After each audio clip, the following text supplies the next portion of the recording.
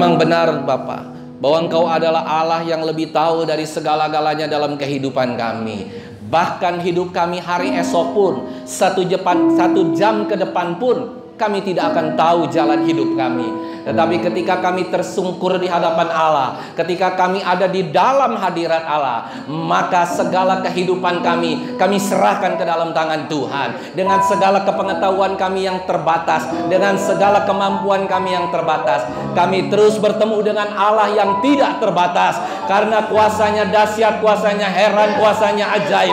Sehingga hari ini ketika kami bertemu dengan Allah yang tidak terbatas, dengan Allah yang maha kuasa, dengan Allah yang maha hadir, kami akan yakin dan percaya bahwa hidup kami akan terus dipenuhi, dipimpin dan diterangi oleh kuasa Tuhan, diterangi oleh firman Tuhan. Dan hari ini Tuhan, ketika kami diterangi oleh kebenaran firman Tuhan, maka kami yakin dan percaya hidup kami akan berubah, hidup kami akan dipulihkan, hidup kami akan bertobat, hidup kami akan menuju kepada arah kekekalan. Dan kami yakin dan percaya hidup kami hari-hari ini terus berjalan bersama dengan Tuhan, melakukan perkara-perkara yang besar. Oleh karena itu Tuhan, urapi hamba-Mu dengan pengurapan-Mu yang selalu baru. Urapi mulut lidah bibir hamba-Mu, hati hamba-Mu, serta pikiran hamba-Mu, sehingga yang keluar dari hamba-Mu bukan perkataan hamba-Mu lagi, tetapi perkataan-perkataan kuasa daripada Yesus Kristus, perkataan-perkataan Roh Kudus yang boleh nampak dan beracara dengan heran dan luar biasa. Urapi juga semua Tuhan jemaat-Mu yang hadir hari ini,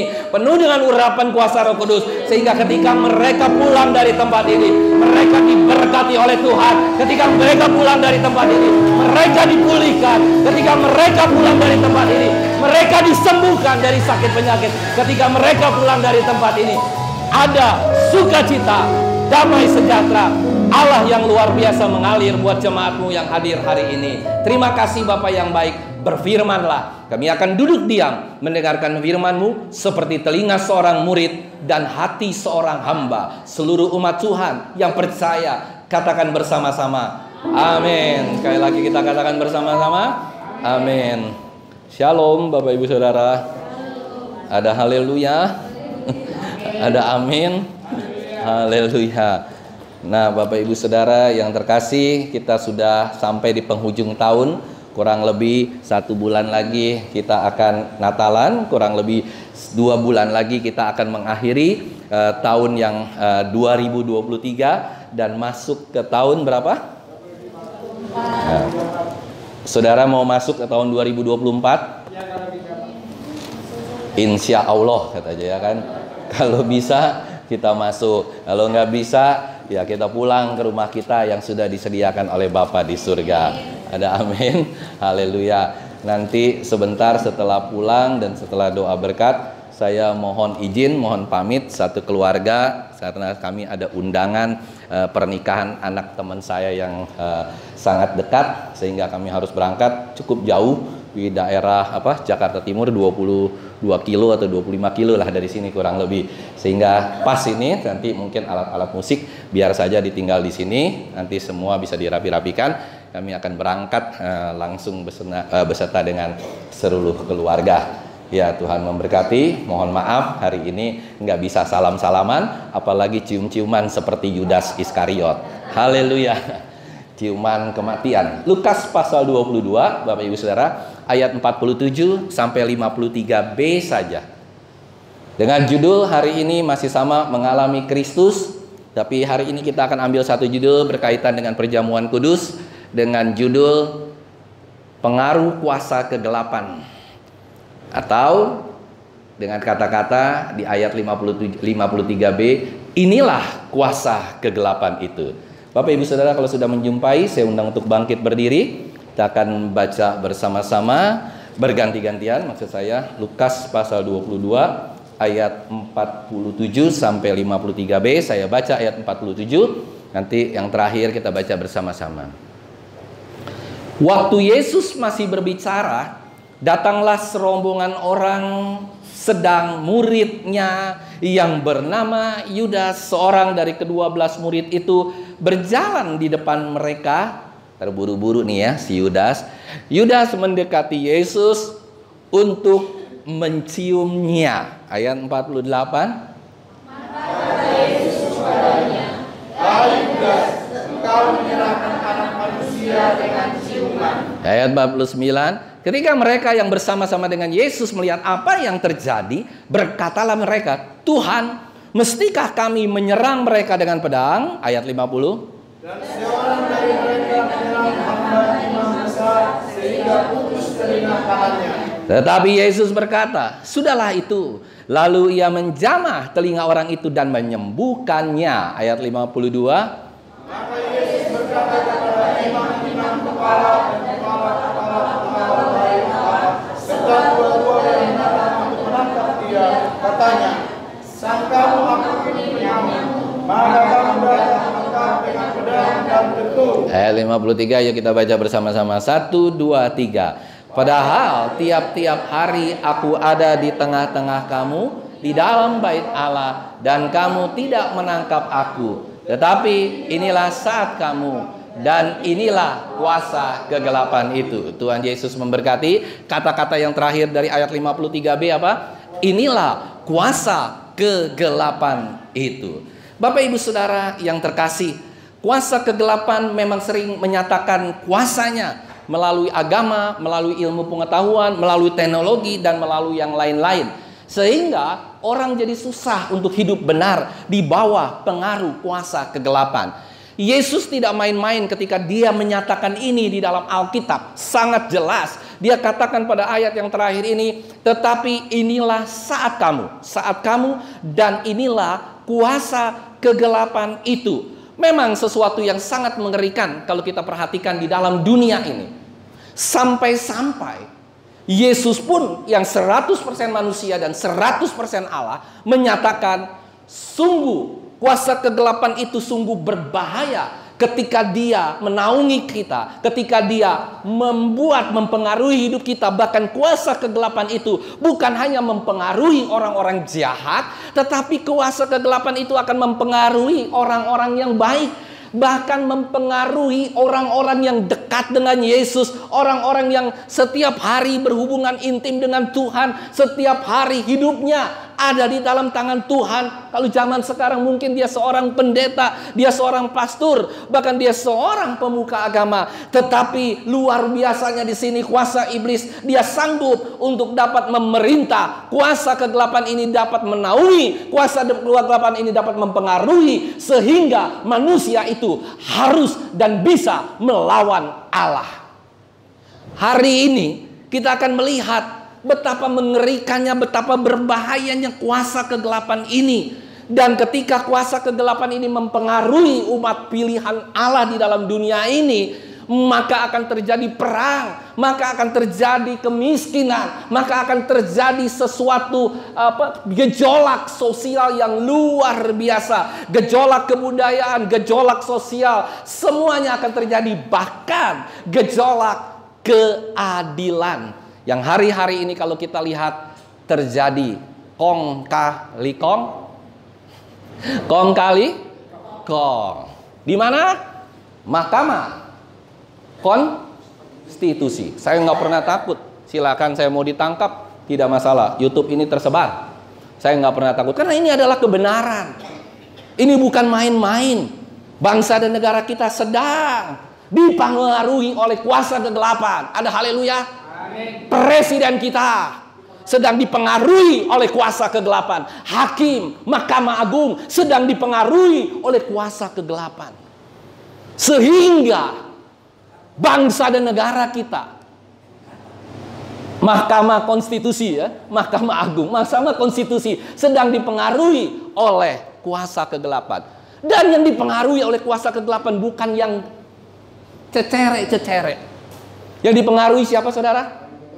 Orang tertinggi Indonesia, orang tertinggi. Jadi badan eksekutif paling tinggi, badan yudikatif paling tinggi, mujurnya badan legislatif belum dipengaruhi. Yang percaya katakan amin. Ketua DPR, ketua MPR belum.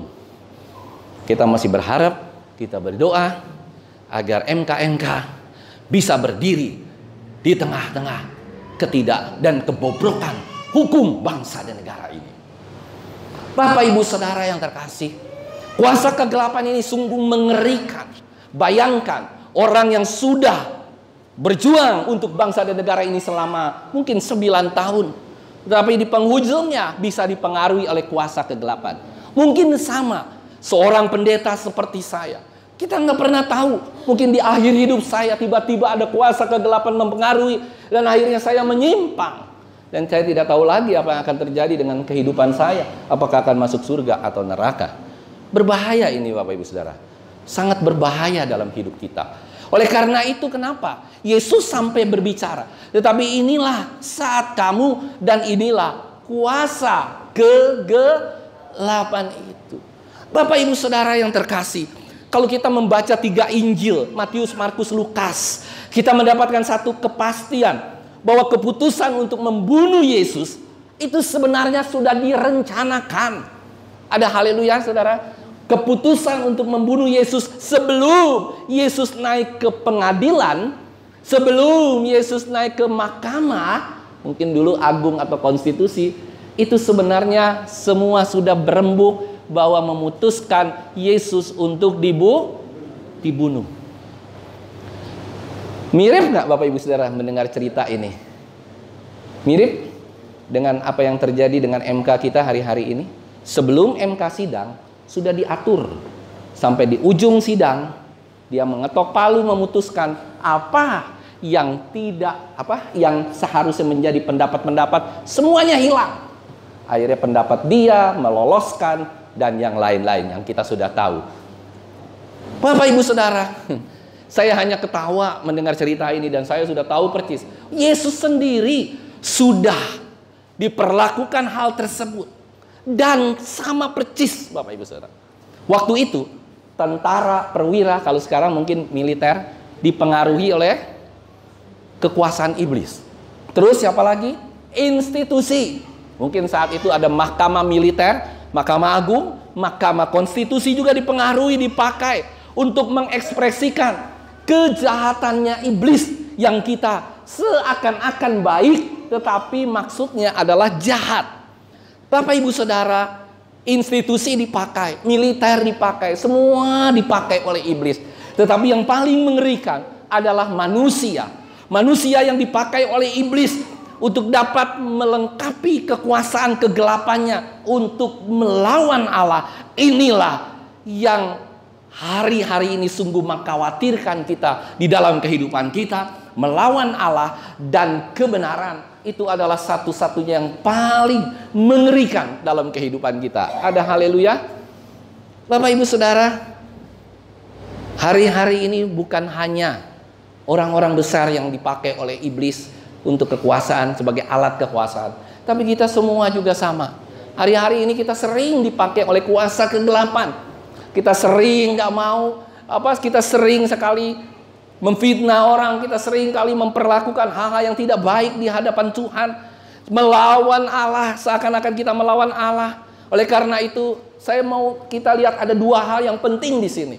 Yang pertama adalah iblis bisa memakai apapun dalam alam semesta ini untuk melawan Allah dan kebenarannya. Yang percaya katakan amin. Yang kedua, iblis juga bisa memakai kekuatan dan kelemahan kita. Yang percaya katakan amin. Dia bisa pakai kekuatan kita, luar biasa ya. Tapi dia juga bisa pakai kelemahan kita. Masih ingat saudara, waktu Yesus selesai berpuasa 40 hari 40 malam, Yesus pergi kemana? Ke padang gurun. Waktu Yesus pergi ke padang gurun, iblis mencobai nggak? Iblis tahu nggak waktu itu Yesus sedang lemah? Iblis tahu nggak waktu itu Yesus sedang lapar? Orang kalau lapar saudara ya, makan apapun nafsu nggak saudara? Sekeras apapun makanan itu, pasti dia akan makan. Ada haleluya? Makanya kenapa kalau kita pikir, kenapa iblis bilang, bisakah engkau mengubah batu menjadi roti? Apa itu sebenarnya? Keras makanannya apapun gitu loh, dia tetap bisa rubah menjadi hal yang lembut. Karena saat itu Yesus sedang lapar. Saya mau tanya sama Bapak Ibu Saudara, kira-kira kalau Yesus itu bilang batu, saya ubah menjadi roti, kira-kira bisa nggak? Halo? Gampang nggak? Gampang. Dia bisa rubah nggak Pak Yono jadi roti? Tapi nggak enak. kekecilan. Mungkin lebih baik Bu siapa? Bu Deborah. Lebih banyak rotinya. Haleluya. Saya nggak bilang Ibu Elista, ya kan? Nanti saya nggak dikasih apa-apa. Ada haleluya. Nah, jadi kalau kita lihat hal tersebut, jangankan batu dia rubah menjadi roti. Iblis pun bisa dirubah menjadi roti kalau Yesus mau. Mungkin kalau saya jadi Yesus saat itu, iblis, saya nggak perlu rubah batu jadi roti. Engkau saya ubah jadi roti. Ada haleluya. Saya nggak mau batu jadi, lu gue rubah jadi roti. Selesai, beres. Tapi nggak begitu dengan Yesus. Dahsyat Yesus kita. Dia tetap tenang, dia tetap diam. Dia bisa menghadapi persoalan ini. Dia bisa menghadapi tekanan ini. Dia bisa menghadapi ini. Karena apa? Karena dia itu bukan orang yang biasa-biasa. Dia itu Allah yang hidup. Dia itu 100% Allah, 100% manusia. Kemarin kita belajar di PA luar biasa tentang kenosis. Tentang Allah yang mengosongkan dirinya. Bukan berarti Allah meninggalkan keilahiannya. Bukan berarti Allah meninggalkan kealahannya. Itu adalah pengajar-pengajar sesat yang mengatakan Allah meninggalkan kealahannya. Yesus meninggalkan kealahannya, mengosongkan diri. Berarti Yesus ketika dia menjadi Yesus, dia tidak ada lagi Allah. No, Allah itu ketika dia berubah menjadi Yesus, inkarnasi menjadi Yesus, dia adalah Allah yang tidak bisa berubah. Dia Allah tetap Allah. Ketika dia menjadi Yesus, dia tetap Allah. Itu yang benar. Pemikiran yang benar. Jangan dikecohkan ya sama pengajar-pengajar sesat hari-hari ini. Nah, Bapak Ibu Saudara, ketika Yesus di padang gurun, dia sangat kuat, dia sangat perkasa. Ketika dia dicobai oleh iblis sehebat apapun, tidak mempan. Tetapi kita sungguh mengkhawatirkan. Karena manusia itu pada dasarnya tidak ada yang hebat, tidak ada yang kuat. Katakan kiri kananmu, tos dulu. Engkau bukan orang kuat. Engkau bukan orang hebat. Katakan kiri kananmu dulu. Engkau bukan orang kuat. Engkau bukan orang hebat. Kapanpun kita bisa jatuh oleh karena kuasa kegelapan. Ada haleluya. Oleh karena itu, waktu yang tepat ini dinyatakan oleh Yesus. Dia tahu persis kapan waktu yang tepat iblis akan memakai manusia. Iblis akan memakai muridnya sendiri. Iblis akan memakai Yudas. Iblis akan memakai para tentara. Iblis akan memakai orang-orang hukum. Mahkamah konstitusi, mahkamah agung akan dipakai oleh si iblis. Mahkamah militer. Nah, Bapak Ibu Saudara, dari perjanjian baru dinyatakan, Paulus menjelaskan bahwa waktu ini benar-benar waktu yang tepat. Waktu ini adalah waktu yang jahat. Dan ketika waktu dan pergumulan serta pencobaan dari si iblis ini yang dinaungi dalam kehidupan kita, dia bisa mempengaruhi pada saat waktu yang baik maupun waktu yang tidak baik. Yang percaya katakan amin. Bayangin Bapak Ibu Saudara, seorang menteri yang begitu kaya raya, seorang ketua KPK yang begitu kaya raya, bisa nggak dipengaruhi oleh iblis? Presiden? Bisa. Kita semua bisa nggak? Makanya karena itu hati-hati Bapak Ibu Saudara. Nah, kenapa saya katakan demikian? Coba kita lihat lagi ya. Waktu Yesus ditangkap pertama kali, Saudara perhatikan baik-baik. Waktu ayat tadi dibaca pertama kali, ayat 47. Waktu Yesus masih berbicara, datanglah segerombolan orang. Banyak orang ya, lebih dari 12 orang. Datang segerombolan orang. Sedang muridnya yang bernama Yesus, seorang dari ke-12 murid itu, berjalan di depan mereka. Yudas takut ada yang jalan dan mendahului Yudas. Dia lari terkepot-kepot untuk memeluk Yesus dan mencium Yesus. Saudara perhatikan baik-baik. Waktu Yudas terburu-buru mencium Yesus, maka itulah tandanya hari itu Yesus itu akan dibunuh, akan diadilkan dan akan dijatuhi hukuman mati. Pilatus tidak menemukan kesalahan apapun yang dilakukan oleh Yesus. Ya apa ya saudara? Sampai Pilatus bilang ini adalah orang benar. Hanya iri dan dendam yang mempersilahkan Yesus untuk dijatuhi hukuman mati. Saudara perhatikan baik-baik. Tetapi ada orang juga yang sangat mengasihi Yesus. Siapa yang mengasihi Yesus? Yang saat itu sedang segerombol bersama-sama dengan Yesus, 12 muridnya. Siapa yang mengasihi? Yudas? Bukan. Yang mengasihi Yesus, yang membela Yesus, yang memotong kupingnya. Saya mau tanya baik-baik. Petrus atau murid Yesus ini mengasihi Yesus gak? Tapi dia dipengaruhi oleh iblis hari itu. Dia benar-benar dipengaruhi oleh iblis untuk, saya bisa bayangkan begini ya. Kita coba kembangkan. Kalau penyelidikan dikembangkan jadi apa Pak Thompson? Jadi penyidikan. Saya coba kembangkan ya. Kalau sampai Petrus cepret, ya kan, copot kupingnya, itu ada begitu banyak tentara, ada begitu banyak orang menangkap. Kira-kira kalau mereka tiba-tiba menyerang bareng-bareng, kira-kira yang terjadi apa, saudara? Halo? Yang terjadi apa? Pukul-pukulan, gontok-gontokan. Yesus jadi apa? Kan Yesus jadi begini ya. Jangan-jangan Yesus jadi ikut main kungfu. Saya bisa bayangkan dengan imajinasi saya, kalau aja Yesus bilang begini, ada jangan-jangan 12 muridnya ada, atau jangan 11 muridnya, 3 muridnya ada. Dia pilih 1, 2, 3, trek, jago kungfu semua.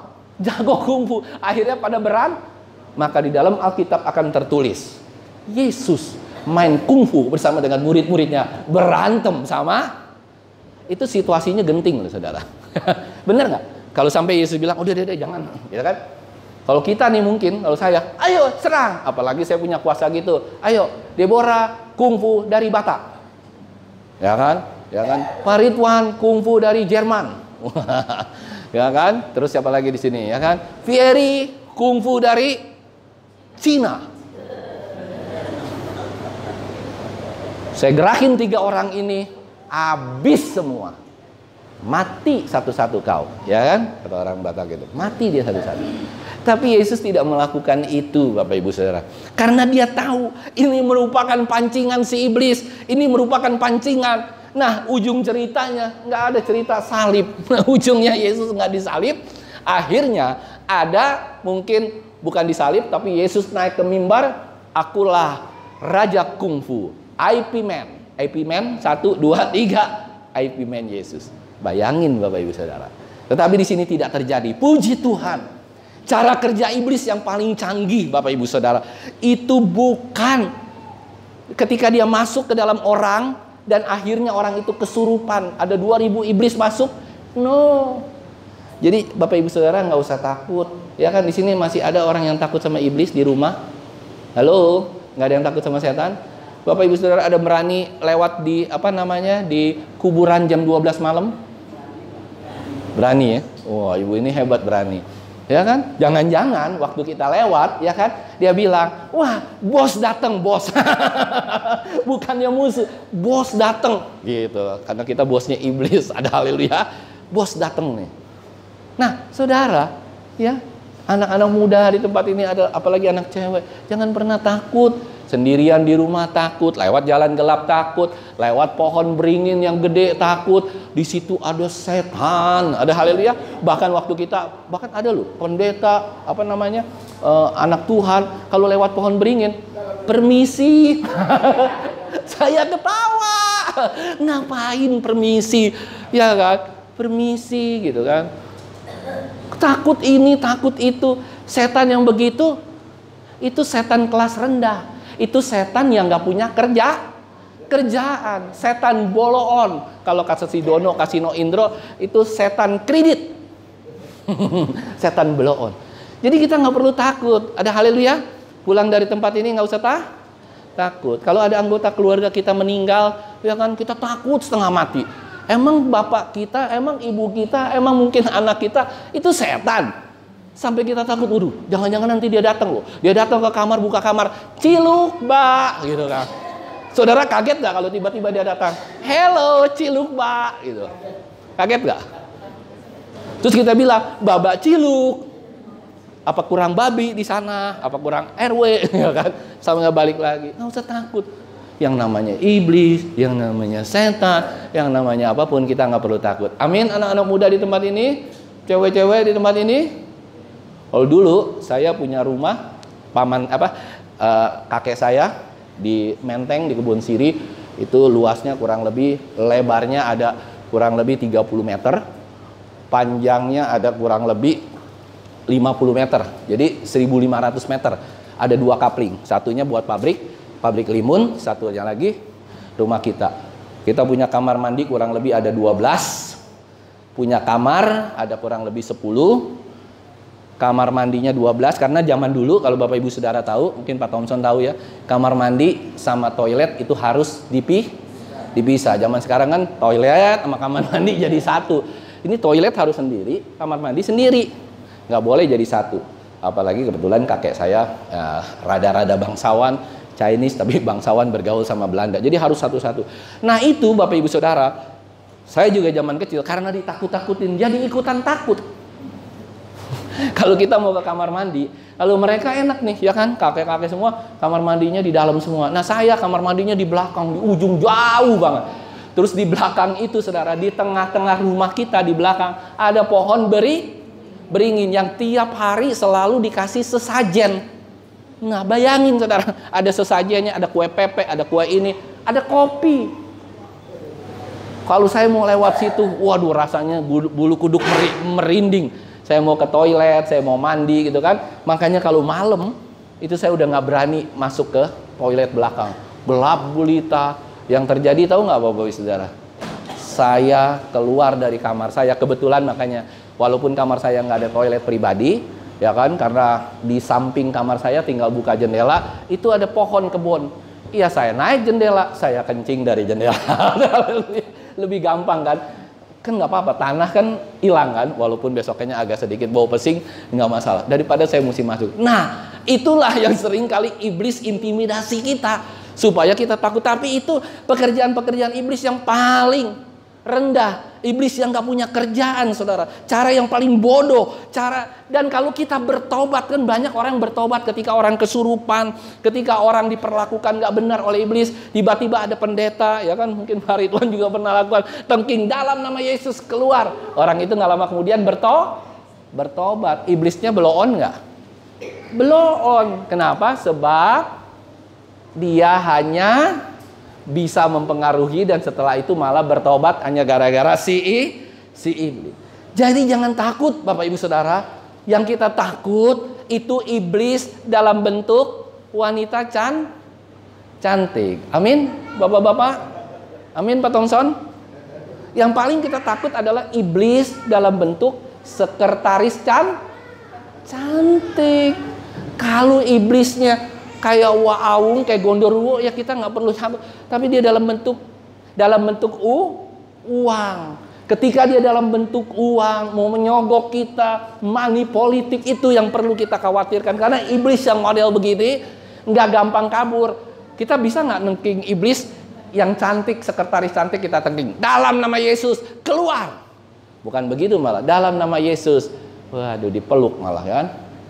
Ini yang paling mengkhawatirkan. Oleh karena itu Bapak Ibu Saudara, yang paling berbahaya, yang mempengaruhi kita bukan iblis-iblis yang seperti itu, tetapi iblis yang mempengaruhi pikiran, perasaan, dan kehendak kita semua, yang mengarahkan kita untuk melawan kehendak Allah, untuk melawan kebenaran, untuk melawan Allah.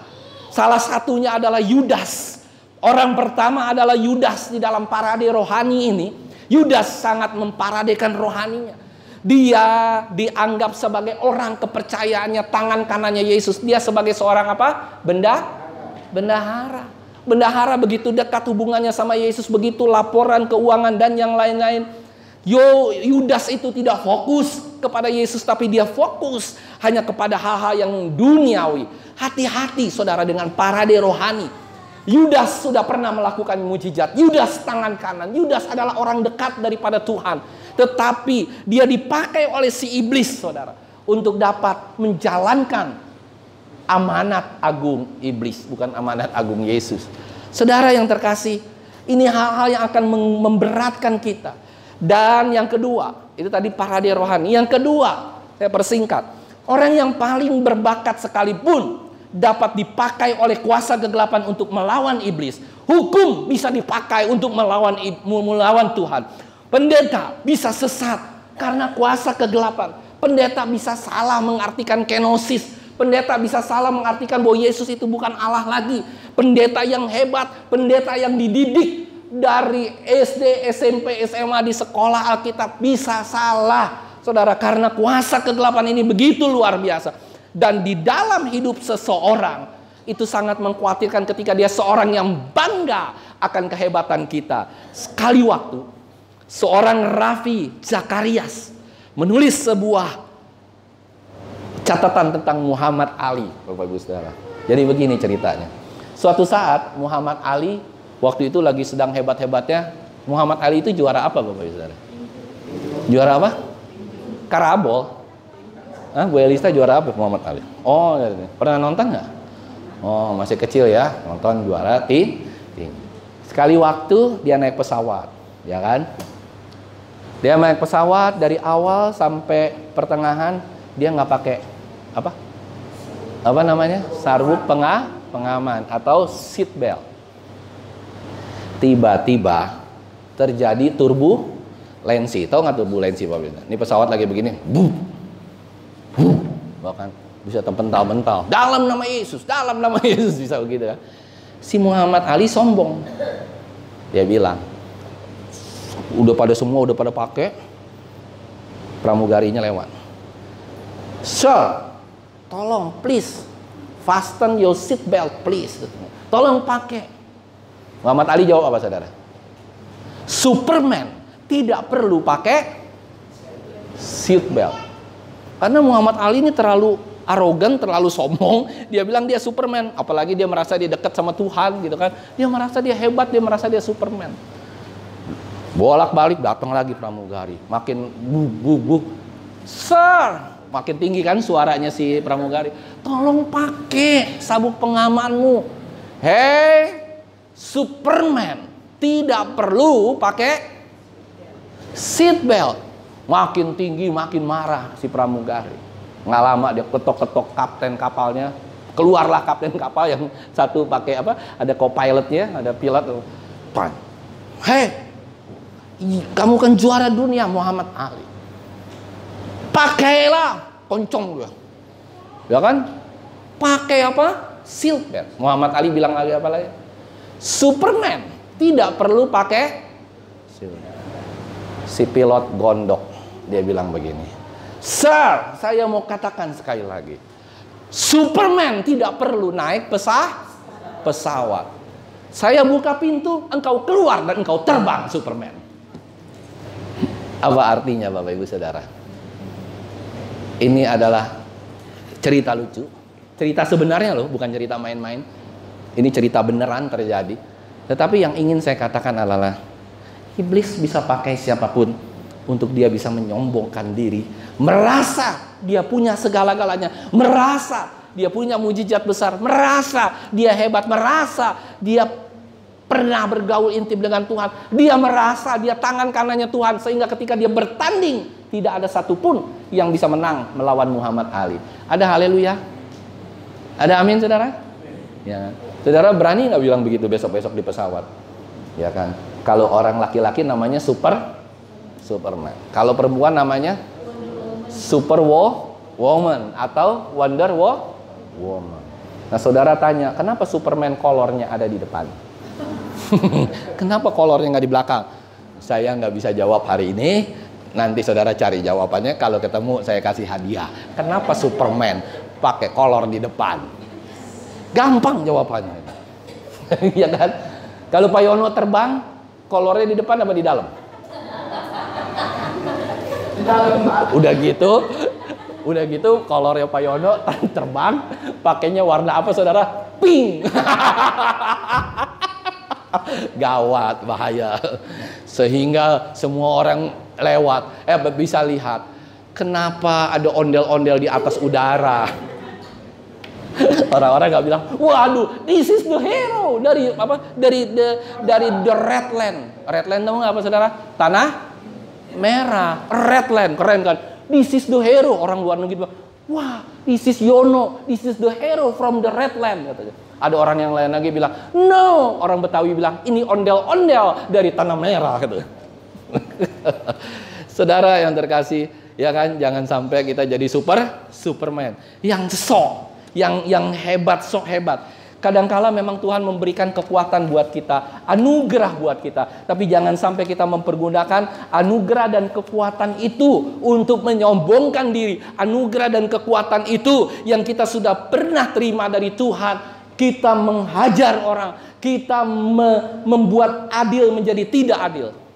Tuhan sudah memberikan kita jabatan yang luar biasa. Seperti presiden, ketua MK, ketua DPR, ketua MPR. Sungguh sangat disayangkan kalau kita menyalahgunakan dan kita dipengaruhi oleh kekuatan si iblis. Kita sombong, kita nggak belajar akan kebenaran, kita nggak belajar. Beda sama Yesus. Kalau Yesus bukan from zero to be hero, from zero to hero, tetapi Yesus from hero to zero. Dari pahlawan dia menjadi nol. Saudara, yang ketiga, kuasa kegelapan itu sanggup menggunakan simbol-simbol suci. Nah ini, Bapak Ibu Saudara tahu, kalau kita lihat, ya saya pernah beberapa kali ke daerah timur, daerah NTT, Kupang, segala macam. Pokoknya daerah-daerah timur ya, itu sungguh rada-rada sedikit sombong. Sombongnya itu begini, saya pernah dengar dari seseorang, kamu nggak usah dah nginjilin kita. Kamu udah berapa tahun sih jadi Kristen? Misalnya ada orang pendeta baru taubat ya. Saya lahirnya di atas Alkitab. Sombong nggak Bapak Saudara? Lahirnya di atas Alkitab. Saya tidur sama Alkitab. Alkitab ada di bawah bantal. Semua kemana-mana saya bawa Alkitab. Di kantong ada Alkitab, di tas ada Alkitab. Tapi saya mau tanya, apakah kerohanian orang dinilai dari Alkitab? Yang dibawa-bawa, yang ada di tempat tidur, yang ada di mana-mana? Tidak, saudara. Ya, bawa-bawa Alkitab setiap hari, setiap minggu gitu kan. Dibaca kagak. Diapa-apain enggak. Tapi sebagai tameng. Kalau ada iblis ya kan, di sini jangan sampai ya ada orang yang bawa Alkitab. Dalam nama Yesus, tengking iblis. Iblisnya bilang, enggak mempan. Kamu enggak pernah baca itu Alkitab. Ada haleluya. Kita harus baca baca firman Tuhan untuk kekuatan. Begitu juga makanya saya bilang. Jadi kekuatan atau kuasa iblis ini sanggup membawa atau menggunakan simbol-simbol suci. Ada lagi saudara. Coba satu lagi di mana?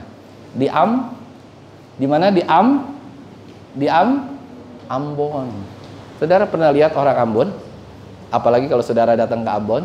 Kita dulu ada jemaat satu orang Ambon di sini, namanya Pak Bram. Itu kalau pakai kalung, itu kalau buat kapal, buat sandar, pakai begituan juga sandar untuk kapal. Ada haleluya. Itu kalungnya tebel, salibnya gede. Saudara lihat orang-orang Ambon sampai hari ini. Ya, di Ambon apalagi saudara. Itu parade kalung sama salib gede-gede. Tapi apakah orang-orang ini luar biasa di dalam Tuhan? Mabok-mabokan ya kan? Bahkan kalau udah mabok-mabokan, kalungnya ditaruh set di dalam botol anggur. Dalam nama Yesus, anggur berubah menjadi, kalau orang kan air berubah jadi anggur, ini anggur berubah menjadi anggur berubah menjadi tua, anggur berubah menjadi yang lainnya. Saudara, bayangin tuh sampai ke situ. Kalau kita bisa membayangkan hal itu, sungguh sangat menyedihkan. Simbol-simbol kesucian ini dipakai. Bahkan ada sekali waktu saya dengar cerita saya, seorang hamba Tuhan, teman, dia lagi mandi, orang Kupang, sekarang udah meninggal orangnya. Dia lagi mandi di Kupang, mandi ya di sungai ya kan. Itu ada satu orang punya tato, Bapak Ibu Saudara. Tatonya tangan kanannya orang tua kayak Pak Yono. Tatonya. Sebelah kirinya ada orang muda kayak siapa? Marvel. Tengah-tengahnya gambar apa tatonya? Burung merpati. Teman saya bilang nih yang udah meninggal ini, namanya Pak Yonatan almarhum. Hei katanya, kamu tatonya jelek amat sih. Ya kan, ada orang tua, ada orang muda, ada burung merpati. Dia dengan bangga bilang begini, lu jangan macam-macam. Ini tato penuh dengan kuasa. Lu tahu ini tato apa? Gue nggak pernah mempan lawan iblis. Iblis nggak pernah mempan lawan gue. Kenapa? Allah Bapa, Allah Putra, Allah Roh.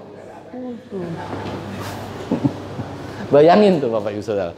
Simbol-simbol kesucian, salib, Alkitab, apalagi tato-tatoan, ya kan? Siapa di sini yang nanti mau pakai tato gitu? Kiri Allah Bapa, Allah Putra, Allah Roh Kudus. Jangan ditiru ya. Pulang dari tempat ini, siapa namanya, si Darren langsung pakai tato. Wah, Allah Bapa, Allah Putra, Allah Roh Kudus. Jangan, bahaya.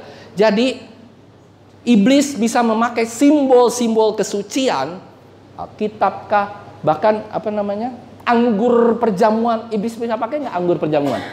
Halo? Banyak kan gereja yang pakai anggur perjamuan ini untuk apa? Ngusir tikus. Dulu waktu saya masih tinggal sama mama saya di Kelapa Gading, ya kan, sebelah saya itu orang GTI, Tiberias. Ya, sekali waktu saya ngintip-ngintip, ngapain ya dia bawa perjamuan satu plastik, itu dituang, saudara. Set ke apa namanya? Ke got mata kepala saya sendiri. Mama saya juga lihat. Buat apa ya, Mbak? Gitu.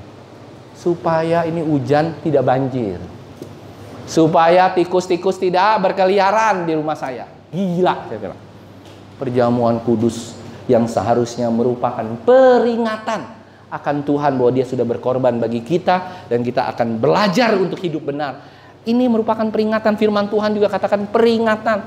Perjamuan kudus bukan untuk kesembuhan. Ya, jangan sampai salah. Perjamuan kudus bukan untuk apa? Untuk hebat-hebatan, untuk nyiram orang, nyiram ini, ya kan, minyak urapan juga sampai dipakai buat mengurapi ini, mengurapi itu. Itu ada minyak urapan itu untuk raja.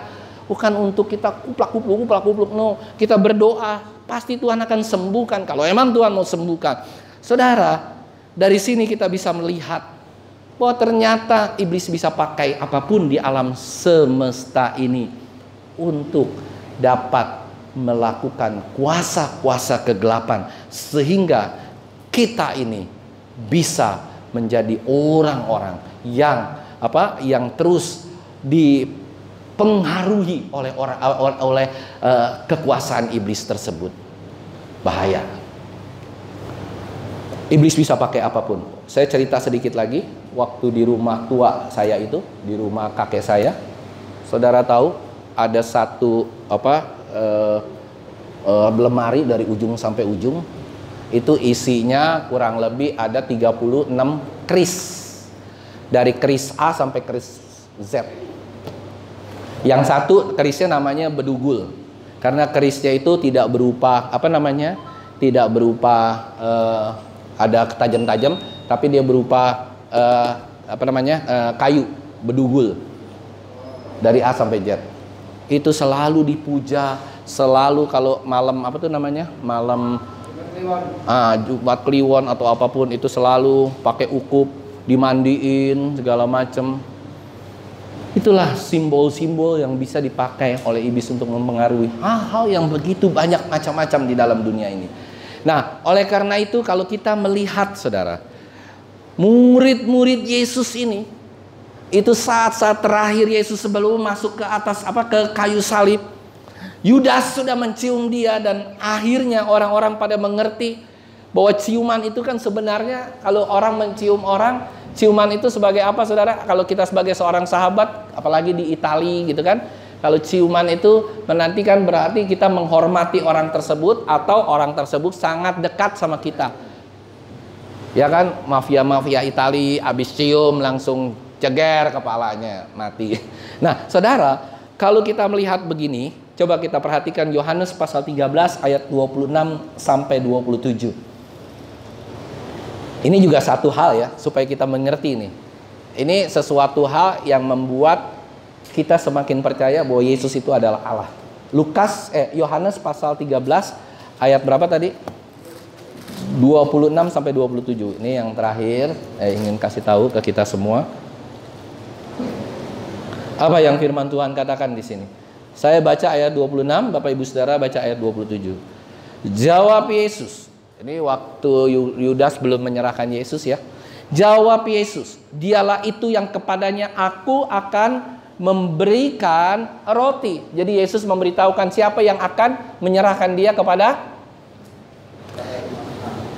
imam-imam. Yesus, aku akan memberikan roti. Sesudah aku mencelupkannya, sesudah berkata demikian, ia mengambil roti, mencelupkannya dan memberikannya kepada Yudas anak Simon Iskariot. Kalau Bapak Ibu Saudara bilang begitu, pasti kita tahu nggak siapa yang akan menyerahkan Yesus? Pasti tahu kan? Siapa si Yudas. Ayat 27, coba dibaca. 1, 2, 3. Sesudah Yudas menerima roti itu, ia masukkan iblis.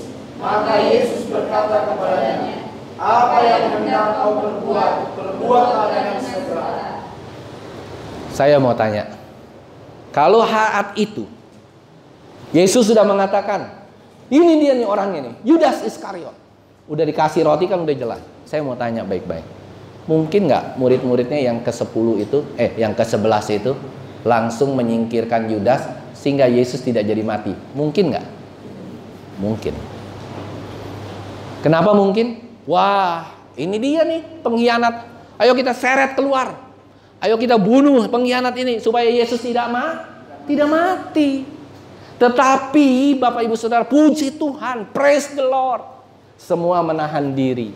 Semua tidak menghakimi Yudas saat itu. Kalau sampai kejadian itu, Yudas diseret keluar, dihajar, dibunuh bahkan, selesai saudara. Akhirnya nggak jadi keselamatan buat kita semua. Semua hilang sia-sia semua. Hanya gara-gara satu peristiwa.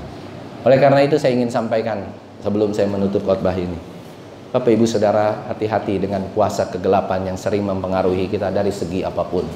Kuasa kegelapan dari segi uang, kuasa kegelapan dari segi kepercayaan Tuhan tentang jabatan. Kekuasaan iblis itu mempengaruhi semua segi aspek-aspek kehidupan kita, itu yang paling berbahaya. Kuasa iblis bisa memakai siapapun untuk kita akhirnya berbuat yang salah, bukan berbuat yang benar. Oleh karena itu ini sangat tepat hari ini, karena hari ini kita akan memperingati perjamuan yang asa dan kudus. Inilah yang harus kita perhatikan baik-baik. Jangan sampai kita dipakai si iblis untuk dapat melakukan pekerjaan-pekerjaan si iblis dalam bidang apapun. Iblis bisa masuk mana? Iblis bisa masuk pemerintahan, iblis bisa masuk ke swasta, iblis bisa masuk bank, iblis bisa masuk manapun. Dan yang terakhir, iblis juga sangat rindu masuk ke gereja. Itu yang paling berbahaya. Dan hari-hari ini iblis sudah masuk, benar-benar masuk ke gereja melalui pendeta-pendeta yang mengajar kesesatan bahwa Yesus bukan Allah. Erastus Sabdono, saya nggak sebut dia lagi pendeta karena dia sudah tidak mempercayai Yesus. Dia bukan seorang pendeta, dia hanya seorang biasa saja. Si Erastus Sabdono ini juga sama, saudara. Banyak hamba-hamba Tuhan yang lain. Ada juga satu pengajaran di Cahaya Pengharapan. Kalau saudara baca, saya sering baca, saya lihat juga tidak mengakui Yesus sebagai Tuhan. Dipakai, bahannya bagus-bagus, materinya bagus-bagus, tapi ujungnya dia tidak percaya bahwa Yesus adalah Allah. Dia percaya bahwa Yesus adalah anak Allah. Dan dia percaya bahwa Yesus tidak setara dengan Allah. Yesus bukan Allah. Dipakai di gereja, saudara. Dipakai di mana-mana. Sehingga gereja itu akhirnya goncang. Waduh, banyak hal ini, itu. Itu yang saya mau katakan. Yuk Bapak Ibu Saudara, hari ini kita lebih berhati-hati. Kita lebih melihat apakah ini benar cerita iblis. Apakah ini cerita manusia. Apakah ini cerita Allah sendiri.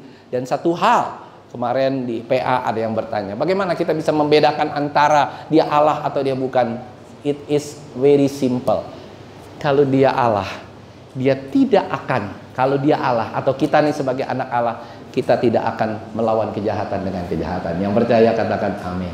Kita tidak akan melawan orang yang tidak baik dengan ketidakbaikan. Kita harus lemah lembut. Kita harus memproklamirkan Kristus di atas segala-galanya. Kalau tidak, apakah bedanya kita dengan orang-orang lain? Apa bedanya kita dengan agama yang satu, yang kedua, yang ketiga, yang keempat? Mereka semua agama hanya memproklamirkan satu, bahwa nabinya hebat, bahwa Allahnya hebat, bahwa semuanya hebat. Ya apa ya Bapak Ibu Saudara? Kita tidak pernah memproklamirkan Yesus kita hebat, Yesus kita luar biasa. No, Yesus kita adalah juru selamat. Dia mau mati, dia mau menjadi manusia, dia mau mati, mau menggantikan kita. Kalau enggak, kita yang akan digantung di atas kayu salib. Dia mau mati bagi kita, dan dia mau mengalah sengalah-ngalahnya. Dia Allah yang menjadi manusia.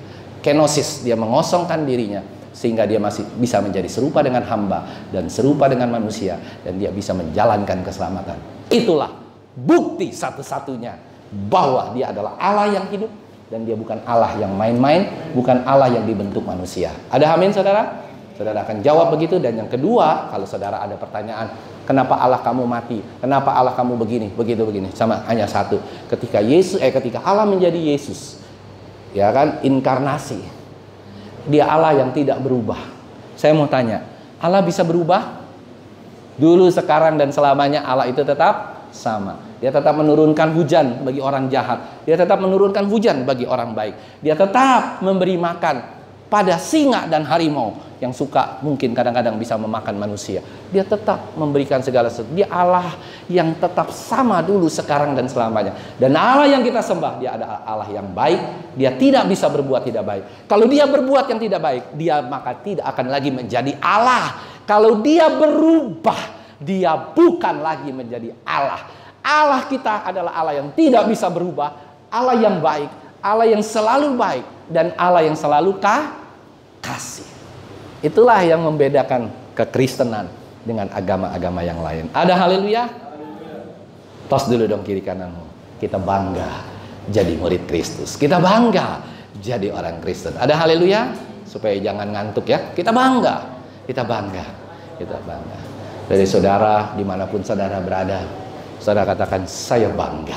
Karena Allah saya bukan Allah hero, tapi Allah zero. Allah yang mau turun ke bumi menjadi serupa dengan manusia, bahkan sebagai seorang hamba. Haleluya, praise the Lord. Tuhan memberkati sehingga kita semua boleh lebih mengerti tentang kekristenan yang terjadi dalam kehidupan kita.